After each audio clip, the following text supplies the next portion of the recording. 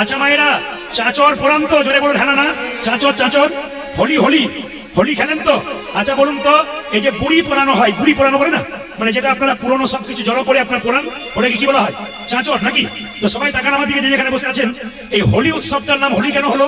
কোনো কিছুতে যখন ভক্ত প্রহ্লাদকে মারতে পারলো না, আমার দিকে তাকাবেন, তখন তখন ভক্ত প্রহ্লাদ একটা পিসি ছিল হিরণ্যকশিপুর বোন, তার নাম হোলিকা।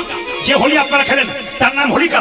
তার একটা বর ছিল, সে কিন্তু আগুনে কোনোদিন পুড়বে না, সে আগুনে পুড়বে না। হিরণ্যকশিপু বলল, হোলিকা প্রহ্লাদকে কোলে নিয়ে আগুনে ঢুকে যা, তুই বেরিয়ে যাবি, প্রহ্লাদ পুড়ে ছাই হয়ে যাবে।